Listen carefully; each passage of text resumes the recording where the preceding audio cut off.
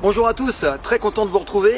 Alors écoutez, aujourd'hui je vais commencer par vous remercier parce que c'est grâce à vous on a dépassé les 400 000 abonnés. 400 000 et encore une fois c'est grâce à vous. Donc je tenais à vous remercier personnellement, c'est une nouvelle pour moi à tomber par terre. Et justement, aujourd'hui on va travailler sur qu'est-ce qu'on fait quand on est au sol. Comment on s'en sort. Mais avant de commencer, je vous invite à télécharger gratuitement le guide de self-défense qui est dans le lien sous la description. Alors tout le monde le sait, dans les vidéos on entend parler sur les forums, les agressions finissent au sol, le combat se finit au sol.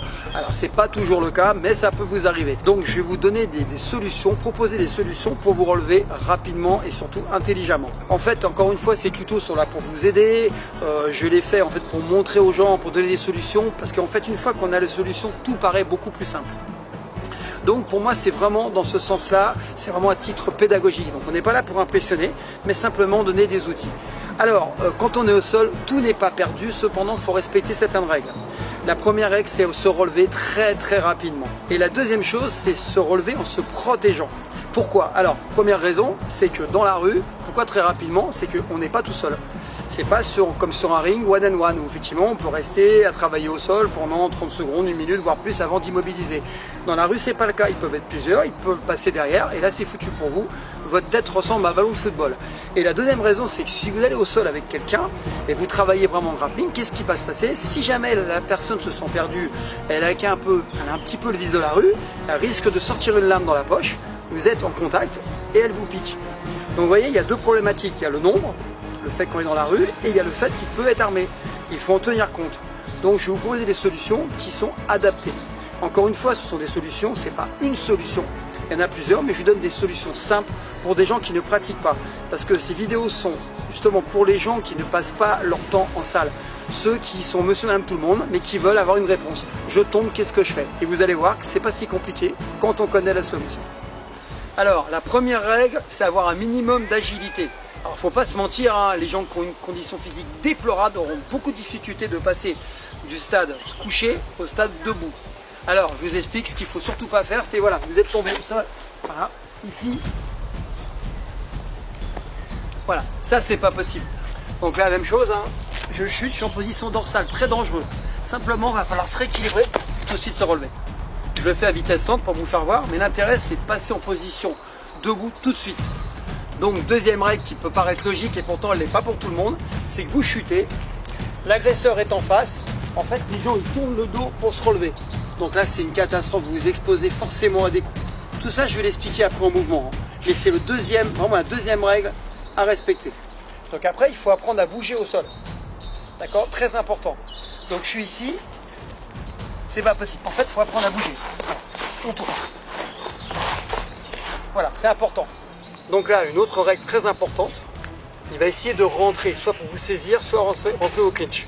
Ce que vous allez faire simplement, c'est essayer de garder la distance en mettant des coups de pied. Alors vous les mettez toujours en partie basse, si vous les mettez haut, il risque de saisir la jambe, et là c'est foutu pour vous. Donc toujours en partie basse, que ça, même s'il essaye de plonger, vous pouvez. Et après je vais vous faire voir comment vous relever. Mais il faut toujours frapper pour garder la distance, très important. Alors une autre règle qui peut paraître évidente et qui ne l'est pas du tout, c'est que les gens souvent se relèvent tête en avant. Imaginez, c'est une catastrophe. Ils ne pensent pas à faire un retrait du buste. Donc si vous vous relevez, même si c'est pas si mal à l'origine, même en mettant les mains, vous allez vous exposer. Imaginez un coup de pied pleine puissance, c'est pas possible. Je vais vous apprendre comment faire pour pas s'exposer, pas exposer le visage. Alors c'est paradoxal, mais souvent ce qui est visé en premier, la cible qui est visée, c'est le visage, c'est la tête. D'accord? Donc il faut apprendre à se protéger, voilà, avec le coude. C'est important. De toute façon, vous prendrez toujours des coups, mais au moins vous êtes protégé. Ce qu'il faut savoir, c'est que voilà, en mettant des coups en frappe basse, vous allez le maintenir à distance. Mais un coup de pied peut partir quand même. Après, vous êtes protégé, voilà. Et vous pouvez taper, vous voyez, une distance secrète. C'est une sécurité. Et enfin, dernière chose qu'il faut retenir, c'est que quand on frappe, même si on frappe, il ne va pas prendre une grande distance forcément. Surtout si c'est un gros gabarit. Là, on a quelqu'un de très costaud, il ne va pas partir facilement. Ce qu'il va falloir que je fasse, c'est ça, et de faire un retrait du but, je vais vous apprendre. Faire un retrait pour avoir plus de sécurité. Encore une fois, je frappe et je vais faire un retrait. Voilà, très important. Votre visage doit être protégé en permanence. Ainsi que quand vous frappez partie basse, ne levez pas trop les jambes, vous exposez les parties génitales. Et il peut saisir la jambe, toujours très bas, en étant protégé. Donc quand vous chutez, la première chose à faire, c'est se mettre en position dorsale. pour voir la personne comme je vous l'ai dit. La position de base est très simple. Une jambe légèrement fléchie pour avoir plus d'appui.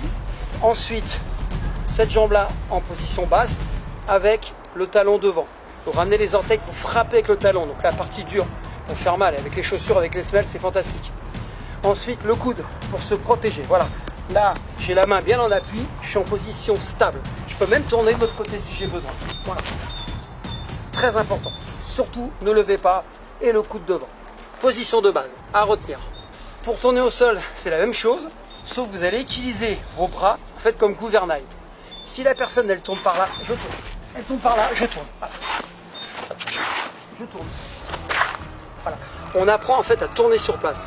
Ça demande un minimum d'agilité, mais ça se travaille au quotidien. Ensuite, apprendre à frapper au sol, c'est la troisième étape. Là, c'est vraiment des étapes pédagogiques, morceau par morceau, progressif, pour arriver à se relever facilement. Bah là, on frappe, surtout avec la partie dure, donc le talon, on ramène les orteils. C'est l'extension de la jambe, tout le temps. On apprend à le faire à gauche et à droite, toujours. On se groupe au maximum pour protéger les points vitaux. On apprend à se relever en sécurité, donc je vais mettre de côté pour que vous voyez comment je travaille. En fait, je suis en assise, je suis ici, je vais simplement ramer ma jambe comme ceci. Il y a toujours une protection partie génitale parce qu'il y a le croisement. Je vais prendre appui sur le bras, je me groupe et je me relève. Je le refais une fois, je me pose ici. Et en fait, c'est assez facile à faire. Toute la force est sur cette jambe-là. Oula! Ouais, mais tu laisses pas faire, hein.